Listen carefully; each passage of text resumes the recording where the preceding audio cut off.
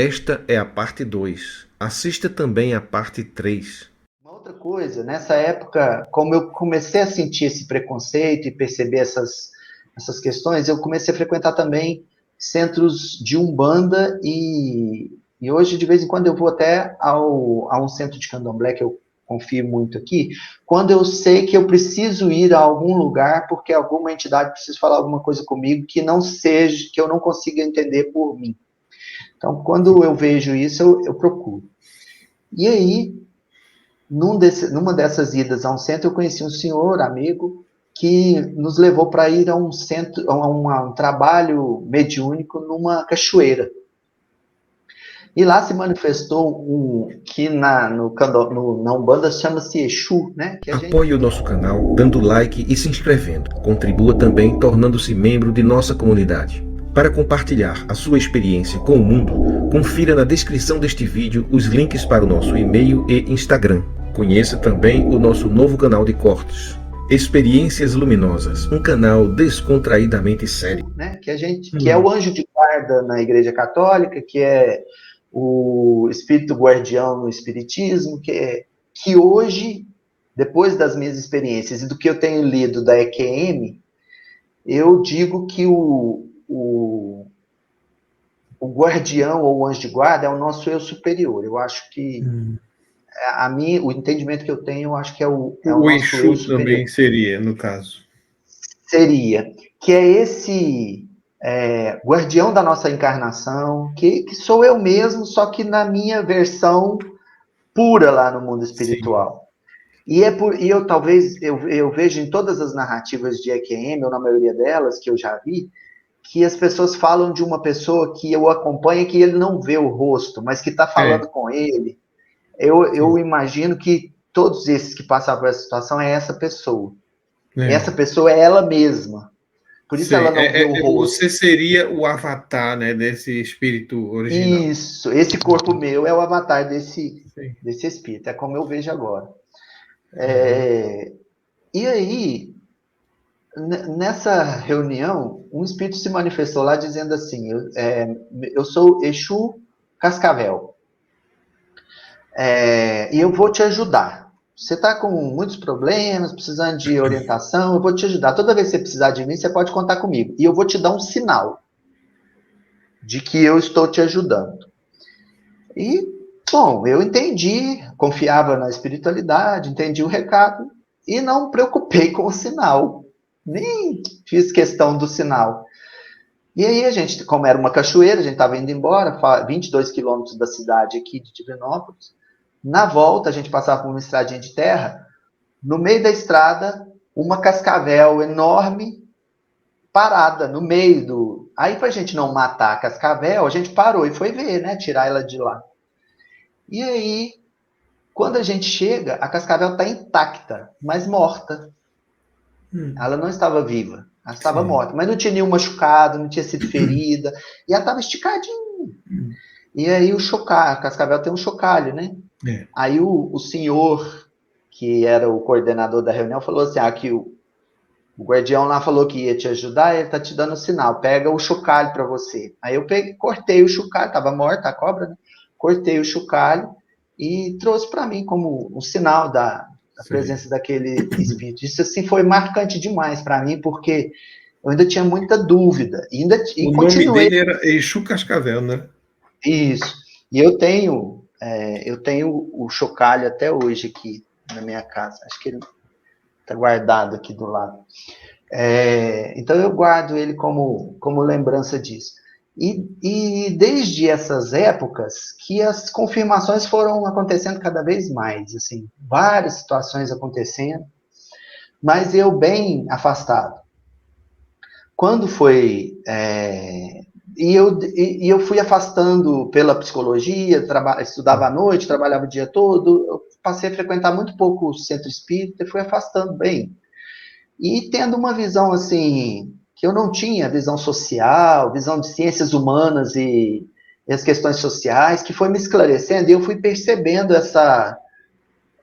esse preconceito que existe em muitos centros espíritas. Não são todos, mas em muitos tinham. Por exemplo, se um preto velho manifestasse no centro espírita, ele não era bem-vindo. Isso é um racismo religioso mediúnico, né? Discriminação Eu acho. espiritual. Discriminar um espírito, ainda mais um preto velho, eles são tão gentis, dóceis, amorosos, de um amor tão profundo, e isso me incomodava. Né? Então eu fui ficando meio alheio aos movimentos e meio embirrado mesmo, assim. E aí, faltando o quê? Uns 6 meses para a pandemia começar, eu comecei a sentir a presença dos espíritos muito forte. Eles começaram a chegar assim muito forte e eu comecei a pensar, eu preciso dar vazão. Eu nunca deixei, eu ia num centro ou no outro de vez em quando eu via que a coisa estava pesando, o trem apertava, eu ia em algum centro. Mas aí quando começou a chegar assim muito forte, eu vi que eles estavam aproximando e eu sentindo assim que eles estavam me cobrando algo. Você precisa de entender. E aí, de vez em quando, eu deixava vir uma psicografia. Isso foi um pouco antes da pandemia, foi? Foi. Você precisa de entender bem, você precisa de desenvolver um relacionamento. Se você não desenvolver um relacionamento com os espíritos, você nunca vai resolver essa sua questão. Você tem que aprender a se relacionar com eles. Era essa a ideia que me vinha. Eu preciso de aprender, eu preciso de comunicar com eles, eu vou ter que correr esse risco e aumentar esse processo. Então, comecei a receber algumas comunicações, aí eu interpreto muito, sabe? É um racionalismo tóxico, talvez, até. De, isso é meu, isso não é meu, isso é mistificação, isso é não sei o quê. E aí eu ficava muito nisso.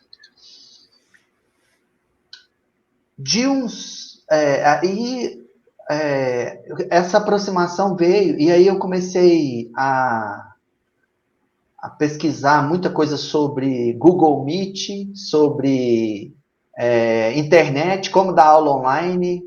Veio isso na minha cabeça. E quando começou a pandemia, meus colegas fizeram greve, o nosso grupo, uns 20 professores, bateu o pé e falou assim, não, nós não vamos fazer greve. E eu encabecei esse grupo, nós não vamos fazer greve dessa vez.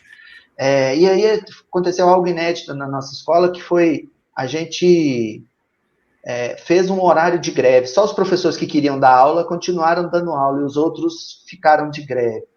E aí a gente prolongou o tempo até o final de março, que foi quando deu o lockdown. Então a gente ficou mais 1 mês com os alunos. Parece que era assim, precisava da gente ficar mais um pouquinho ali com eles. E aí, né, a gente fez isso. E nessa época eu comecei a ensinar esses professores a usar o Google Classroom e a dar aula online. E começou os boatos da pandemia, que ia fechar, e aí eu já fiz um grupo e comecei a acompanhar isso. E nesse período, parece assim que eu já sabia que ia acontecer isso. Conscientemente eu não sabia, mas parece que tinha alguma coisa me avisando, vai acontecer algo que precisa, que você precisa de ajudar. Preparando. E aí foi quando, a minha escola, a gente conseguiu dar aula em 2020, já o ano inteiro com o Google. Aí depois, no outro ano, no segundo ano da pandemia, a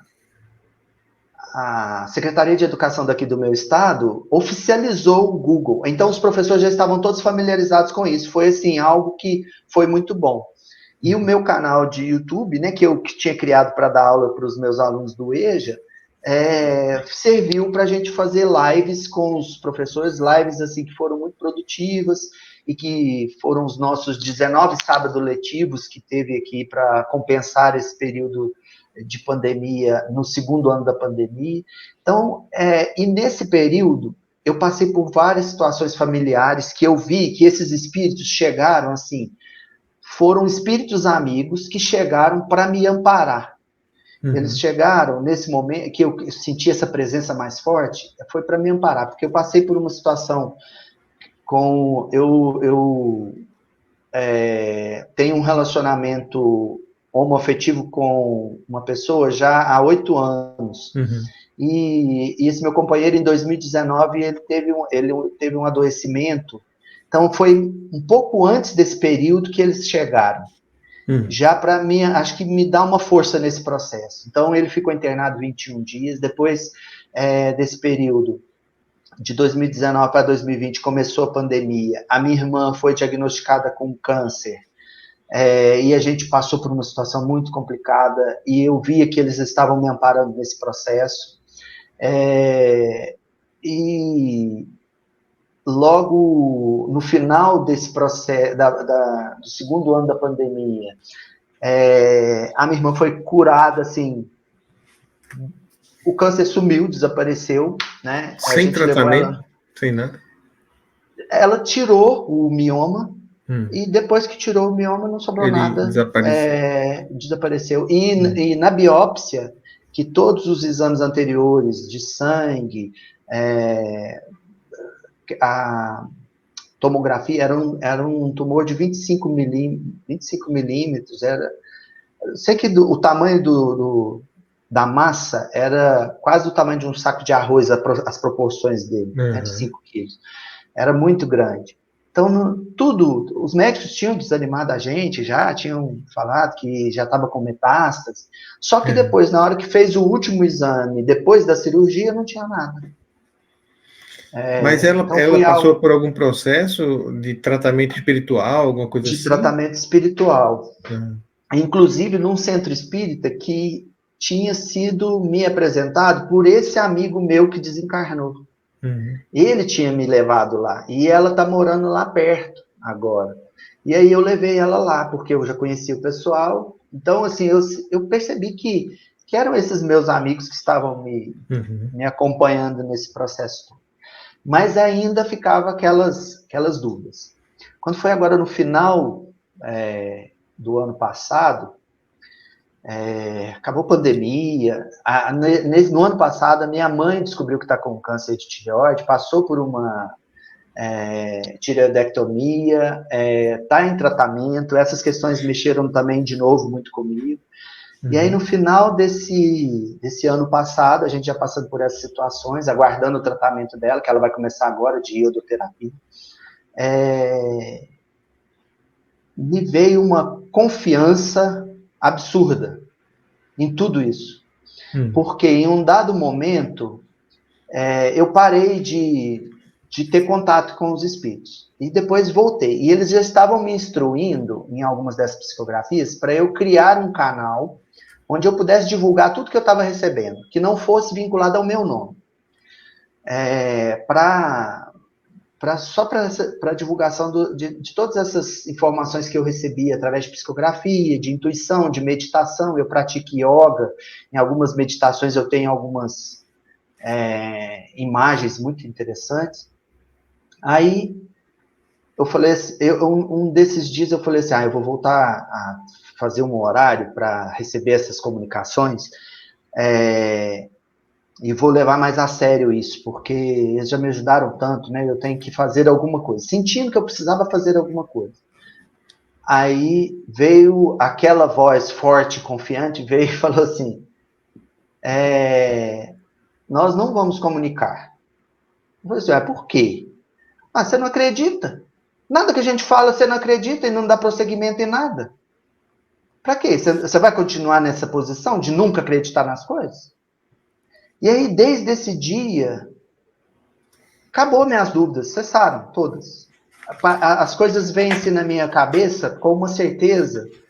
E sempre quando você fala de algum assunto desse, parece que você fica querendo contar para os outros, para confirmar, né? Parece que você quer contar para uma pessoa amiga, para... Peraí, será que eu tô doido? Será que validar? Para validar. A gente sempre quer contar para alguém. E as coisas que começaram a acontecer comigo, eu tô pouco lixando se tem que contar, se não tem. Eu tô sentindo, tô vendo e tô confiando. E desde então, eu fui meio que direcionado, assim, para começar a ver coisas de EQM, que eu nunca tinha visto EQM. Aí que entra os relatos de EQM, como eu achei seu canal, né? E aí, quando eu ouvi algum relato de EQM no YouTube, parece que eu conectava com um mundo que não é esse. E aí eu fiquei ávido. eu queria maratonar todas as coisas, os relatos de EQM, porque parece que aquilo me alimentava. E vinha sempre uma ideia assim, aqui, você tem que analisar tudo, depois é bom você voltar em tudo, porque os espíritos estão transmitindo conhecimento através da EQM. Esse é um processo organizado do mundo espiritual para transmitir novos conhecimentos nessa nova fase que nós estamos vivendo, porque as coisas ainda não acabaram. Mais ou menos tipo aquilo que o meu filho falou lá na enchente, né? Que ele, sonâmbulo, falou assim, passe por todas as coisas, e no outro dia a enchente quebrou a minha casa, né? Tinha mais coisa para acontecer. Então é mais ou menos assim, parece que tem mais coisa para acontecer do processo de pandemia, né? Que eu interpreto, o meu entendimento que eu tenho, pelas coisas que eu tenho conversado com esses espíritos, é de que nós passamos da fase que poderia vir uma grande guerra e uma grande catástrofe mundial de dar um ruim total, e estamos passando já por uma fase de regeneração. Esse processo que a gente já está vivendo já é regeneração. A pandemia já foi regeneração. O estado que nós vivemos é como se fosse uma guerra, mas era uma guerra em que todos se ajudaram e não todos se prejudicaram. A gente não queria agredir o outro, a gente queria cuidar do outro. Então, já é o inverso do processo das guerras que a gente vivia. Então, a gente estava num processo de mudança que começou com a pandemia. Que deflagrou, na verdade é um processo que estava sendo preparado há muito tempo e que aquele foi um marco assim, que a gente podia mudar. Essa é a ideia que eu, pelas minhas conversas, eu tenho tido com os espíritos. E outra coisa é que ainda tem outras coisas para acontecer. Uma coisa que eles têm falado, que eu confio no que eles têm dito, porque eu estava muito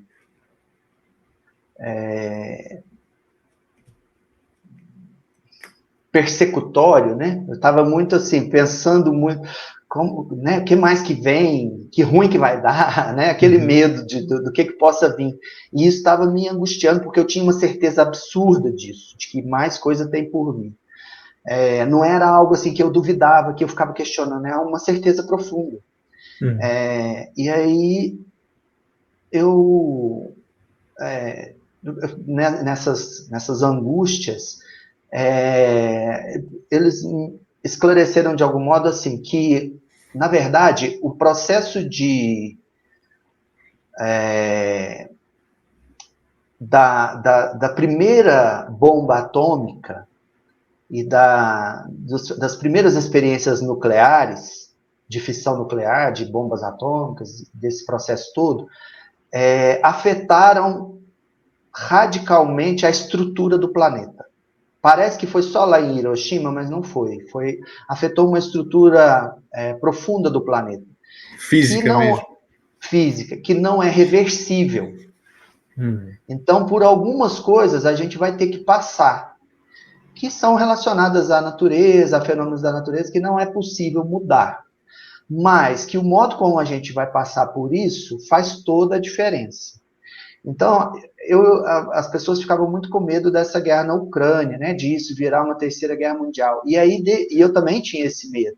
E desde que veio essa informação para mim, eu comecei a ficar mais tranquilo quanto a isso, que tem uma organização grande por trás disso, protegendo o nosso planeta, mas que algumas situações a gente vai passar, mas também como foi na pandemia, para a gente se ajudar e não para a gente se degladiar por causa de interesses. E que é um processo que, pelo que eles me falam, vai levar uns 10 anos. Mas em janeiro eu estava numa angústia muito grande. Muito grande. Eu tive aí próximo de você em janeiro, final de janeiro, em Recife, na praia, mas 2 semanas antes, eu achei que eu nem não conseguia ir para a praia, porque eu estava com uma viagem marcada há 1 ano atrás. Porque me deu crise de ansiedade que eu não sabia de onde vinha, e acho que estava muito ligado a isso. E depois que veio essa informação, eu me tranquilizei, porque eu estava assim, com uma situação. Eu não sei se era uma doença, se era uma dengue, porque aqui está com surto de dengue, se era crise de ansiedade, foi um misto de um tanto de coisa, que eu fiquei uma semana eu emagreci 7 quilos. Eu não conseguia comer, eu não conseguia me alimentar, eu estava muito mal. E não conseguia nem rezar, nem aquela confiança em Jesus, eu não conseguia. E tudo eu pensava que estava associado a isso, a um ambiente assim, porque eu sinto muito, eu chego próximo de uma pessoa, eu sinto a energia dela, eu sinto aquelas coisas que as pessoas que tiveram EQM falam que sentem. Isso para mim é muito familiar, porque nas reuniões mediúnicas isso acontece assim, de modo muito intenso. Reuniões de cura, você chega na pessoa que está doente para dar o passe nela, você sente tudo que está acontecendo com o espírito que está grudado nela. É sinestésico, né? Você sente, por exemplo, se o espírito morreu asfixiado, você sente como se estivesse sendo enforcado. É umas coisas muito loucas, que para psicologia, se você for confrontar com a psicologia, você fala assim, não, isso é coisa de maluco, né? Tem que internar. Mas eu sei que não é, porque eu sou muito racional e eu sei, assim, que passou aquele momento, some tudo, né? E eu vejo as pessoas melhorando depois disso. Então, isso é muito normal, né? E quem frequentou o centro espírita, quem frequentou reunião de cultos evangélicos, renovação carismática, já viu inúmeros relatos disso, de cura. Isso não é novo, isso é desde que o mundo é mundo, que existem curas espirituais, né? Com cirurgia física, com cirurgia espiritual, as que eu participava eram só fluídicas, né? Não tinha nada físico. Mas você sente a impressão do espírito, você visita um umbral, né? Eu era levado em reunião mediúnica a umbral. Aconteceram 2 situações também que eu passou de liso, que eu nunca tinha ido numa cachoeira. E aí, num dado momento, um preto velho falou comigo assim, eu vou te dar um banho de cachoeira. E eu senti uma pressão, parecia que eu estava dentro de um turbilhão de água, assim. E eu nunca tinha ido em cachoeira. E eu senti tudo isso no meu corpo. E numa reunião mediúnica. Tô te falando que o trem é coisa de doido. E aí, passados uns meses, eu falei assim, eu vou ter que ir numa cachoeira para ver se esse trem é desse jeito mesmo, né? E eu fui, e aí eu vi que a sensação era a mesma. Uma outra vez me falaram que ia me levar numa praia, porque a energia da praia, da beira da praia, é uma energia muito revigorante para pessoas que estão doentes, principalmente espíritos recém-desencarnados. O espírito que desencarnou recente, às vezes ele está com muito débito de energia, eles levam ele para pegar o fluido que vem das ondas do mar espiritual, que ele é muito revigorante, é um prana muito revigorante. E aí restaura o perispírito daquela pessoa para ela ser encaminhada, né, para o mundo espiritual. Então, aconteceu uma coisa dessa numa dessas reuniões, e aí me levaram na praia. Eu nunca tinha ido na praia, eu fui à praia a primeira vez em 2018, recente agora, né, em Cabo Frio. E aí lá em Cabo Frio, eu fazia uma brincadeira com meu filho, da gente ir até a onda e mergulhar na onda para a onda te levar. Aí na hora que eu entrei, imediatamente eu lembrei, eu já passei por isso. Quando foi? Na reunião mediúnica. Eles me levaram na praia e eu senti a mesma sensação daquele mergulho na onda. Quando eu era criança, chamava pegar jacaré. Era pegar esse embalo com a onda aí.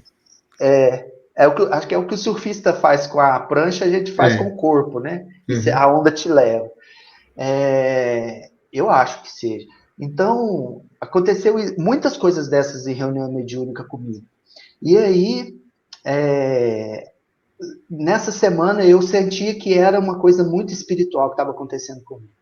E que estava associada a uma fragilidade física ou essa questão espiritual também do ambiente. Porque eu sinto, então, por exemplo, quando eu chego num ambiente que está muito negativo, eu sinto a pessoa muito negativa, a pessoa que eu não posso confiar, eu sinto isso.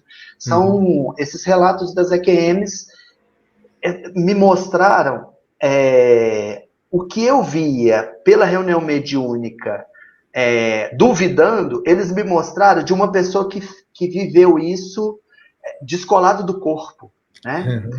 E eu falei assim, gente, eu tenho que passar por uma EQM para eu sentir isso mais intenso, né? Eu preciso de passar por uma situação dessa. Mas eu falei assim, a maioria dos relatos de EQM, os espíritos dão uns avisos antes, porque a pessoa vai passar por isso. Eu falei assim, eu acho que eu vou sofrer um acidente, eu acho que eu vou ter EQM.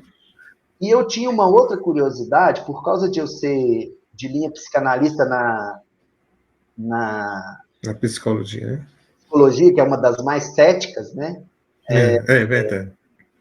Então, por ser de linha psicanalista, eu tinha uma curiosidade para ver como que é a alucinação de um psicótico.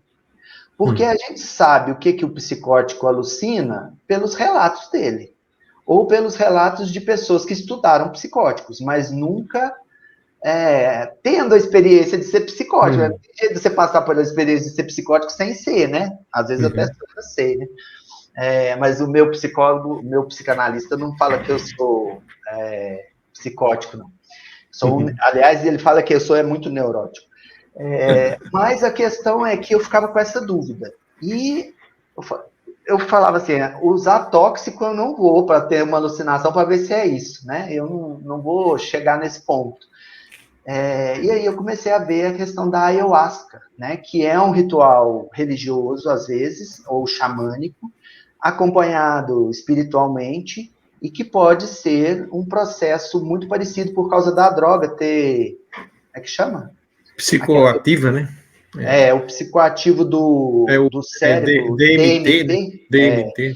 Que é o que o chá da ayahuasca produz, né? De modo natural, porque são plantas, né? Ele produz isso. E aí eu falei assim, eu vou ter que fazer essa experiência, eu vou ter que testar isso, eu vou procurar. Aí comecei a pesquisar algumas coisas. Aí tem algumas pessoas que vendem uma dosagem pequena, eu falava assim, não, eu usar sozinho não vou usar, porque já sou meio bugado. Ainda faço isso, vai ficar, né? Já não funciona normalmente, igual todo mundo. Ainda faço isso sozinho, posso ficar preso numa situação que eu não consigo. E aí eu sabia que aqui em Divinópolis tem aqui chama-se Centro Espírita União do Vegetal, que faz esse processo acompanhado. E aí uma eu falei religião mesmo, né? Uma espécie de religião. Eu vou visitar esse pessoal e vou pedir para eu experimentar, sem o compromisso de entrar para a religião, só porque eu quero ter uma experiência desse nível. E aí eu fui a esse centro, um centro muito organizado, muito bonito, parece um hotel fazenda, muito bem arrumadinho, muito organizado, supervisionado por uma equipe de estagiários da Universidade Federal de São João del Rei, que faz um acompanhamento, porque uma pessoa que tem ou que está usando medicamento psicotrópico, ou que já teve situações de surto psicótico, não pode usar a ayahuasca. Sim. Então, muito bem supervisionado, muito rigoroso no processo, e aí eu senti muita segurança de fazer, né? E tem um ritual, né? Tem um ritual. Faz parte de um ritual. E aí foi quando eu senti tudo que uma EQM tem, eu tive no processo da ayahuasca. É um processo assim, e essa questão, sabe que você está acompanhando vários casos e vários relatos, você vai perceber que tem uma constância desse fenômeno da pessoa pensar a questão do tempo. A relação de tempo, ela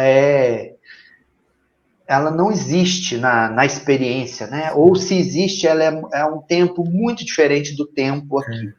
Não tem correspondência com nossa percepção de passagem do tempo. E aí eu falei assim, e se se é considerado um alucinógeno, né? Eu vou também ter uma experiência de ver como que é uma alucinação, né? Do ponto de vista psicológico, eu ter uma experiência dessa.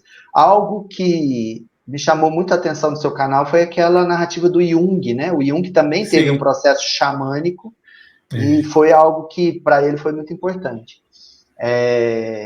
E aí eu fiz isso com esse intuito. E aí, a minha experiência foi assim, ultrapassou todos os limites do que eu podia imaginar que podia ser uma experiência. E dias antes, eu estava assim, naquele período lá de janeiro, eu falei assim, eu vou largar tudo que é de mediunidade, porque é esse trem que está me perturbando. É isso que está me... Parece que era alguma coisa desse sentido. E aí eu procurei uns amigos meus desse centro espírita que eu frequentava e pedi para eles me darem um passe, que eu não estava sabendo como lidar com aquilo. Aí eles falaram assim, que estavam me ajudando e tudo, que tinha uma pessoa me prejudicando, um espírito que estava me prejudicando. E isso casou com uma das minhas perguntas que eu já tinha feito para a espiritualidade. Eles falaram assim, ó, daquele grupo lá de trás, tinha um retardatário que se aproximou agora, a gente está encaminhando ele. Sim. E para acabar com esse vínculo. E aí, nessa situação... E eu, depois disso, tranquilizei, né? E a coisa foi cedendo. E eu não queria tomar nenhum medicamento psicotrópico, eu tomei também um floral, né? Pedi na farmácia de produtos naturais para fazer um floral ansiolítico e me ajudou muito, né? Para aliviar esses sintomas. E aí passaram-se 7 dias. Quando terminou a experiência da ayahuasca, que eu voltei para casa, do momento que eu voltei para casa até às 6 horas da tarde do dia seguinte, eu vivi a mesma sensação que eu vivi os 7 dias de janeiro. Era como se fosse uma ressaca do produto no estômago. Uhum. E eu associei assim que assincronicamente, como o tempo lá não é linear, ele é radial, né? Que eu vivi a experiência em janeiro no mundo espiritual, como se fosse assim, no mundo espiritual eu já tinha vivido. No plano real aconteceu agora. Porque é a coisa mais interessante. É muito louco de explicar, e por isso que eu aceitei, que eu quis falar num canal desse, porque as pessoas que vão ver já estão mais familiarizadas com isso. Porque não é para qualquer pessoa que você consegue explicar. Tudo que eu vivi é um bloco único, que não tem princípio, meio, nem fim. Eu vi tudo de uma vez, ao mesmo tempo. Só que quando eu desdobro em meditação, ou quando eu tenho uma viagem astral, né, tem vários nomes também, na renovação carismática, eu creio que seja aquele momento que as pessoas meio que desmaiam. Sim, repouso no espírito, né, que chama. Espírito, isso. E o Espírito Santo, pelo que eu entendo agora, é o cordão de prata, né, que a gente tem, que nos liga ao espírito. Liga ao corpo, né, o perispírito ao corpo, né? Que liga o espírito, o eu superior? O eu superior ao corpo avatar físico, né? Esse é o Espírito Santo, né? Quando você está cheio do Espírito Santo, significa que você está com o seu eu superior plenamente conectado com você mesmo, né? Porque esse eu superior é a nossa essência divina, né? É parte de Deus. Então, o Espírito Santo é o quê? É parte de Deus, né? Então, eu entendo dessa forma. E aí, quando eu me desdobro, eu não consigo registrar.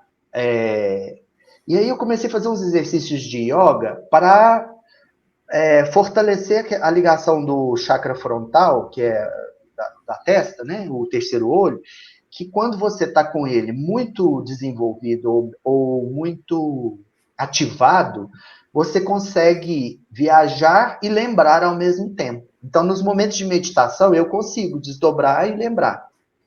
Antigamente, eu achava que podia ser processo da minha imaginação. Agora, eu tenho certeza que não é. Agora, me veio essa segurança de que essa é a viagem astral. Depois da ayahuasca, ainda mais, porque é o mesmo processo. A mesma coisa que eu vivia na mediunidade, na ayahuasca eu vivo. O tempo é muito mais intenso, só que com uma consciência muito maior, muito mais ampla. E uma consciência, assim, de que às vezes eu precisava de abrir os olhos, porque algumas coisas eu via com os olhos fechados, né? Abrir os olhos para tentar me ancorar aqui na Terra, porque eu sentia que a experiência estava muito dolorosa para o corpo. O corpo começa a tremer e sente muito frio. O corpo, a sensação que você tem é que o seu corpo é um animal, que você está cuidando dele, e que ele está sofrendo ali, que você tem que dar atenção para ele. Então, aquele momento é muito angustiante, talvez para o nosso cérebro físico, porque tudo está sendo consciente, né? Então, se a gente pensar que o nosso corpo aqui é um corpo animal, aquilo é muito assustador para ele, né? Então, é como se talvez você colocasse um cachorro numa situação que vai cair de um abismo, né? Uma situação de perigo.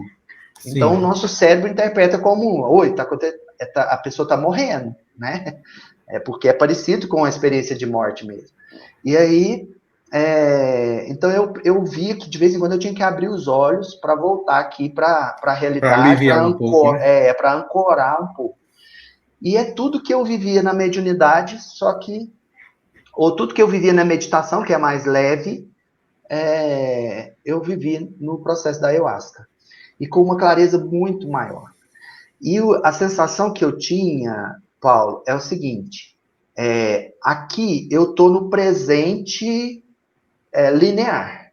Então, aqui as experiências, elas são sequenciadas. Eu preciso de passar elas numa sequência, né? Elas são numa sequência linear. Mas lá é tudo um bloco de uma vez só. Tudo vem de uma vez só. Só que como eu estava plenamente consciente aqui, e estava plenamente consciente lá, e que isso não acontece no nosso dia a dia, mesmo em estados de transe mediúnico, ainda não é tão intenso, mesmo em estados meditativos não é tão intenso, naquele processo ele é intenso demais. E aí, as experiências, você vai... na hora que eu abri o olho, eu percebi que estava sendo feito o download daquela informação. E aí, como para fazer o download não vem tudo de uma vez, a banda é curta, vai devagarzinho, então ia chegando numa sequência. Mas na hora que eu fui contar para o meu filho, que eu percebi que quando eu passei na sequência, que foi a sequência que eu absorvi, não era a sequência de lá. Eu percebi que não... Enquanto eu não tinha contado para ninguém, eu não tinha percebido isso. Na hora que eu fui contar, é que eu percebi que as coisas não têm uma sequência. Elas elas gravitam todas ao mesmo tempo. E aí você conta uma, você conta outra, você escolhe. Você não sabia a sequência, o que aconteceu antes e o depois, né? Principalmente de cada uma. Porque num determinado período da experiência, eu estava... vivendo os meus medos principais. É meio terapêutica a questão também. Na primeira parte da experiência, eu vivi meus medos. E aí, como eu fui abusado no seminário, eu fiquei com medo de ir ao banheiro e de ter alguém me perseguindo. Então, eu fiquei bem persecutório, tipo um psicótico mesmo, um esquizofrênico. Eu fiquei persecutório. E aí, nesses momentos que a gente pode andar lá fora, antes de aprofundar o processo, que é quando a gente começa a entrar no transe do chá, você pode andar no ambiente. E aí eu percebia, uma coisa que acontecia sempre em reuniões mediúnicas, aconteceu lá. Na reunião mediúnica, de vez em quando, o médium que ajuda, ele dá um passe dispersivo para dispersar a energia negativa da cura que está acontecendo. Então, para dispersar aquelas energias negativas, ele dá uns passes dispersivos. Isso tem narrado nos livros de André Luiz, do Chico Xavier, com muito detalhe. E nas reuniões mediúnicas isso acontecia. Aí, nesse momento, aconteceu comigo. Eu pegava essas energias, eu não via elas, mas eu pegava e dispersava. E eu ia num ambiente que tinha plantas, que era um recanto, assim, muito bonito, com umas plantas de pendurados, uma árvore muito bonita, e eu ia nesse ambiente, lá eu aliviava, eu sentia bem-estar. Nos outros ambientes, onde estava essa energia negativa, eu sentia um mal-estar terrível, que é o que eu sentia nas reuniões mediúnicas, a mesma coisa. Quando eu fui ao banheiro, porque dá muita ânsia de vômito, então você acha que você vai vomitar, né? E aí, quando eu fui ao banheiro, eu sentia essa energia negativa. Aí eu ia nesse lugar parece que dispersava, parece que as plantas têm esse poder de... Parece não, eu sei que elas têm, né? A gente tem várias narrativas sobre isso, né? As plantas têm esse poder, só que eu vi isso acontecendo. Aquele lugar parece que ele transmutava essas energias. Quer dizer, melhor. O lugar era físico mesmo, esse lugar natural aí que você... Físico, assim, eu estava vendo as árvores. Mesma coisa. Só que como que eu via? Você já viu aquelas imagens que tem tudo rabiscado, você coloca um óculos, ou então você adapta seu olho, você consegue ver uma imagem tridimensional através dela? Sim, tipo filme 3D, né, no cinema, né? Isso, tipo filme 3D. Eu vi as plantas em 3D. Aqui, o 3D do cinema tenta imitar a nossa realidade. Só que a realidade de você estar nas duas dimensões ao mesmo tempo é igual a do cinema. Você vê as coisas assim com uma profundidade. Você parece que você está dentro do negócio. As plantas tinha... eu fiquei com muito medo no começo. Eu falei assim, eu vou surtar e eu não vou voltar ao normal. A minha cabeça ficava o tempo todo, eu vou surtar, eu não vou voltar ao normal. Agora bugou tudo e eu não vou voltar. Eu estou alucinando igual um usuário de maconha, alguma coisa assim. Porque aquela sensação era tão boa que eu ria, e era um riso que acho que a gente não... A sensação que mais aproxima dessa sensação boa de lá é a gargalhada daqui. E eu gargalhava de ver aquelas coisas. Mas com o olho aberto você via isso? Com o olho aberto, tudo nítido. E eu consegui ver também o que os espíritas chamam de elementais, né? Eu consegui ver um elemental de uma orquídea linda que tem lá, eu consegui ver, parecia um dragão.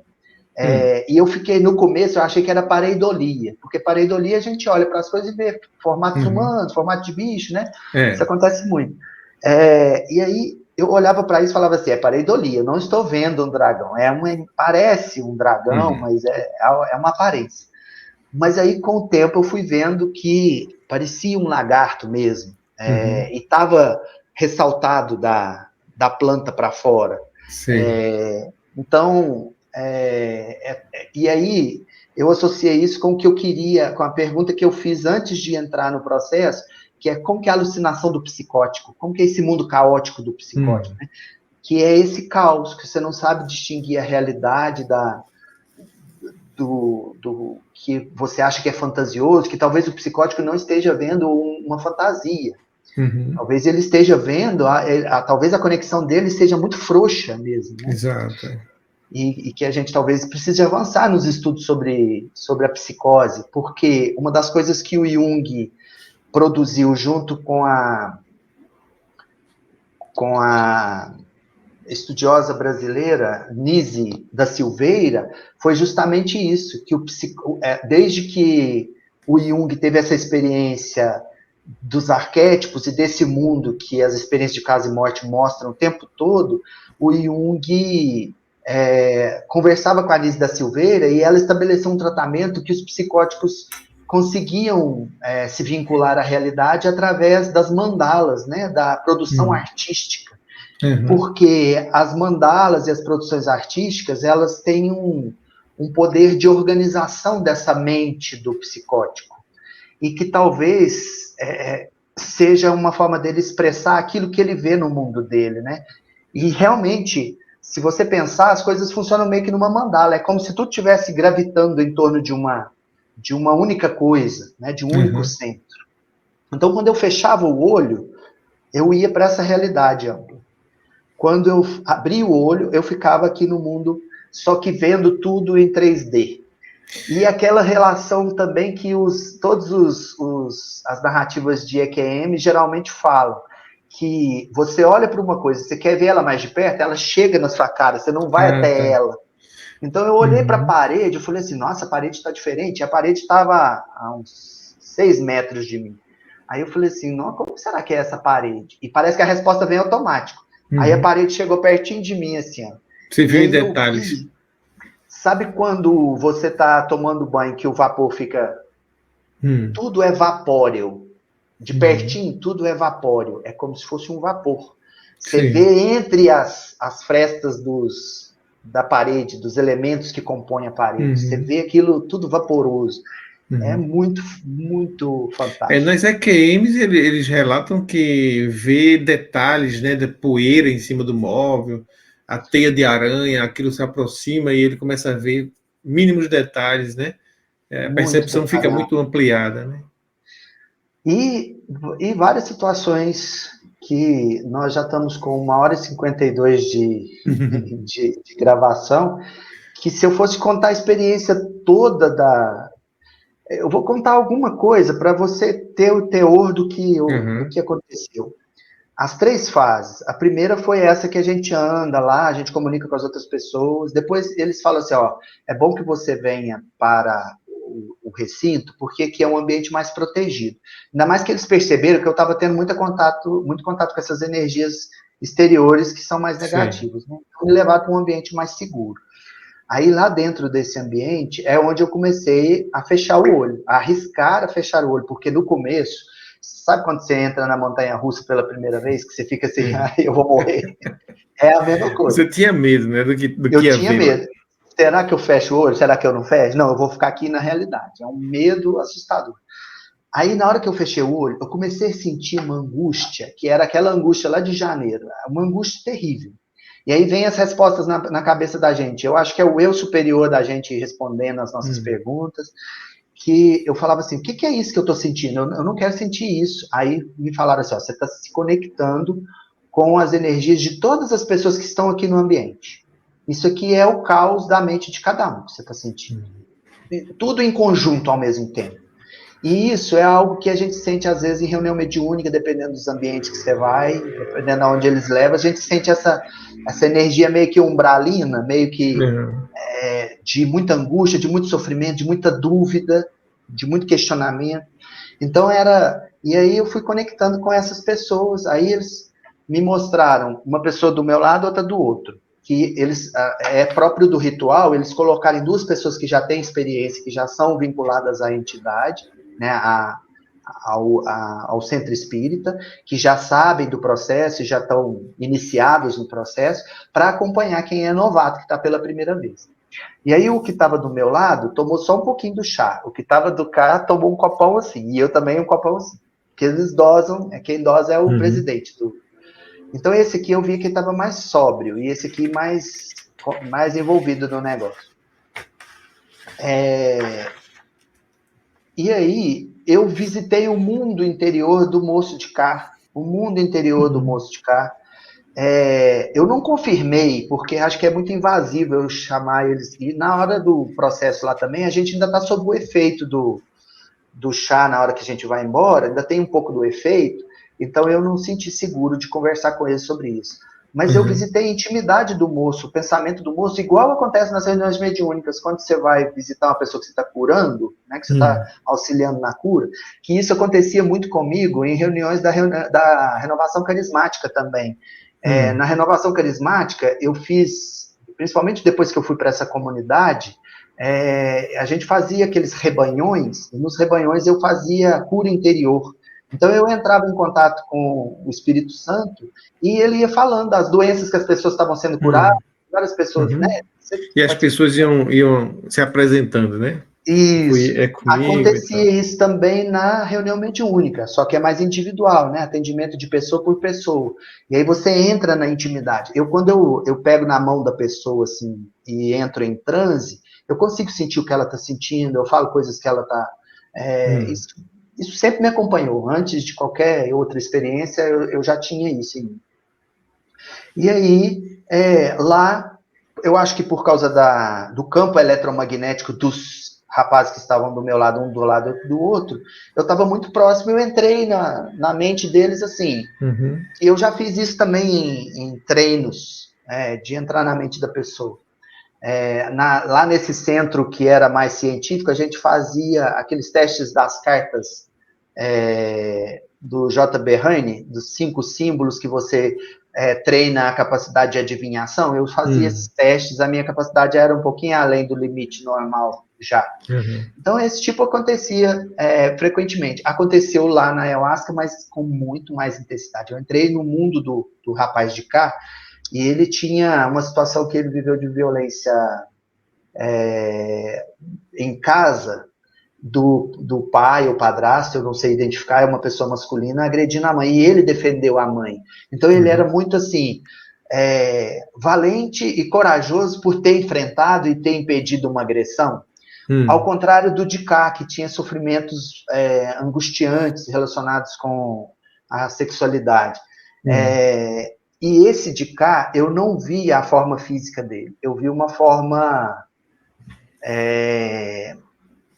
que a maioria dos esotéricos tem falado hoje que são entidades não... E que em alguns relatos de EQM também falam de ver entidades que não são desse mundo, né? Que são extraterrestres. Então eu via ele como um reptiliano. A forma como eu via ele era assim o tempo todo. E eu tinha até medo de olhar, porque era muito maior do que o tamanho dele normal. Então eu não tinha coragem de olhar para ele, para ver os detalhes. E aí eu perguntei sobre isso, e aí veio, não, é porque ele tem um histórico já de outras encarnações.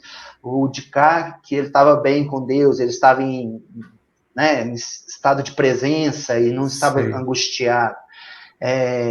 O presidente lá da reunião, eles me levaram lá na intimidade dele, mostrando uma situação lá na infância dele, que o pontinho lá no fundo da alma dele, que foi onde ele se ancorou para começar um trabalho que superou as dificuldades que ele viveu na infância. Então, assim, e aí parece que eles foram me mostrando como que é o nosso ego e como que é o nosso self, porque o self para o Jung é o eu superior. O Jung fala do eu superior. Só que do campo da psicologia, né? O eu superior é o mundo onde você está conectado com todos e com a essência divina, né, do universo. E o ego, ele é isolado, frio e escuro. Então a pessoa, quanto mais egoísta, mais presa no ego, é como se eu tivesse... Ouvi a narrativa também hoje do angolano lá que foi no inferno, no elevador, né? Tinham ossos humanos. Quando você entra na mente de uma pessoa que está muito presa nas questões do ego, é como se você entrasse num submundo escuro e afundasse nele. Então, o umbral, pelo que eu entendi, ele não é um local, ele é um estado de espírito. É um mundo interior, né? Que você está desconectado, ele isola as pessoas. Quanto mais isolado eu me coloco nesse mundo aqui material, mais desconectado de Deus e das coisas eu estou. Então é esse mundo escuro e frio. E aí o físico retratava tudo que eu estava vivendo no mundo espiritual. No físico, quando eu entrava no mundo de cada um, e aí eu fui entrando no mundo da minha mãe, da minha irmã, da minha sobrinha, dos meu filho, do meu companheiro, da minha ex-esposa, eu fui caminhando, porque eu pedi a espiritualidade, falei assim, aqui, eu já resolvi as minhas questões, os meus medos, eu já vi que os meus medos são só medos mesmo, que eu não preciso ter medo deles, eu posso ajudar outras pessoas? E aí eu comecei a ir nos mundos de cada um. E aí você sente um amor tão profundo por todas as pessoas e vê que, às vezes que eu briguei com a minha irmã, não faz sentido nenhum, não precisava de ter brigado, porque ela está defendendo um cantinho lá no fundo dela, da alma, que está muito desprotegido e que o ego está muito... abafando tudo isso, e as reações delas são até evitando tratamento, ela está se encharcando de medicamentos, tentando fugir desse mundo escuro, desse mundo frio. Se desenvolve uma empatia, né? Forte. Isso. Aí eles foram me mostrando que a nossa missão aqui como humano é se conectar a isso. E a nossa missão de quem se conectou é de ajudar as outras pessoas a ir se conectando a esse desconectando do ego, aí explodindo o ego e abrindo esse mundo de contato com o mundo espiritual e com as energias mais sutis, né? Então, eu fui vendo assim que a visão do Freud não está errada, de pensar o ego da forma como ele pensa, que é Porque o ego fala justamente dessa divisão do sujeito, né? E é uma divisão lá daquele começo colorido, você divide, corta e forma o ego. Para formar o ego, tem um corte, né? Tem que haver uma cisão. E é essa separação desse mundo perfeito de harmonia. E para o Freud é a mãe, né? O contato com a mãe, mas na verdade não é. É o contato com essa energia superior, da qual nós somos todos filhos, né? E a gente se conecta disso, e por isso as inúmeras guerras, as inúmeras agressões que a gente tem nesse mundo nosso. E eles foram me mostrando assim, aqui, é mais conveniente a gente olhar como Jung olhava, e os arquétipos. E aí, nessa hora que eu fui acompanhando as histórias de cada um, primeiro foi a linhagem da minha mãe, depois a linhagem do meu pai, aí eu vi que é o arquétipo Yin e Yang. As várias situações, por exemplo, do velho que cuida da criança, a criança que tem um livro chamado Espelhos do Self, que fala muito isso, né, dos arquétipos de Jung, que são essas consciências coletivas, né, essa consciência coletiva que a gente perde o acesso a ela, quanto mais vinculado ao ego, e que a individuação que o Jung propunha é justamente esse processo de você se conectar com a sua essência, que é essa essência divina, e deixar isso se manifestar aqui, né? É isso para a consciência, se conectar com o self, porque o ego, ele não se conecta com os outros arquétipos, mas o self, ele é um centro que conecta todos os arquétipos, inclusive o ego. O ego, do Jung, é também um arquétipo, né? Que vai ser integrado e vai ser gravitado nesse processo. E que quando você consegue fazer esse salto, é uma cura fantástica, né? É um estado de cura que a renovação talvez chamasse de cura interior. Batismo. E que a gente tem que se conectar a esse eu mais profundo, né, para a gente deixar isso vir. Será que seria o que as religiões orientais chamam de iluminação? A iluminação das religiões orientais, né? Quando você está em estado meditativo, que você consegue entrar naquele estado profundo, né? É um estado de conexão com esse eu superior. Tanto é que nesse momento você às vezes consegue ter insights sobre a sua vida, né? Você consegue se administrar melhor e é um processo de cura, né? A yoga talvez é um processo a renovação de carismática chama de batismo no Espírito Santo, assim como algumas igrejas evangélicas também chamam. Isso, que é quando você está conectado com Deus. Basicamente é isso, né? Quando você se conecta com a sua fonte, quando você esquece que você é um rio, mas que você lembra que você é nascente, que você é mar, né?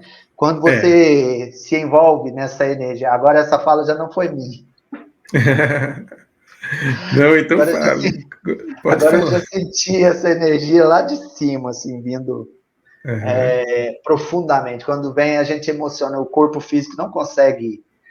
Aí aquilo que eu citei lá, né? Quando eu entrava nesse mundo inferior do ego, do sofrimento da pessoa, eu chorava, mas eu chorava compulsivamente, como uma criança.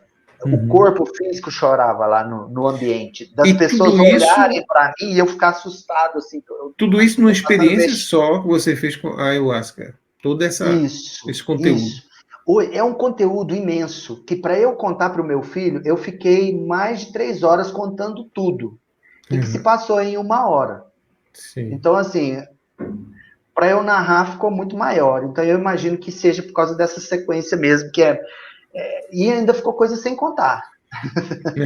Porque a gente não consegue lembrar de tudo. Na hora que você vai contando, parece que vai surgindo outras coisas que ainda não foram baixadas e que vão sendo baixadas.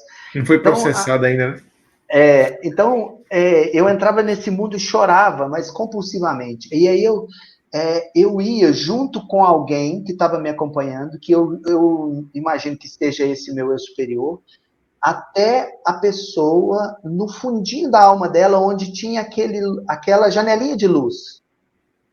E você precisa de ver a sincronicidade disso com as músicas que eles tocavam no ambiente. As músicas falavam...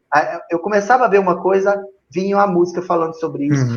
uma pessoa entoava um canto falando sobre isso. Então estava todo mundo conectado naquela energia. Sim.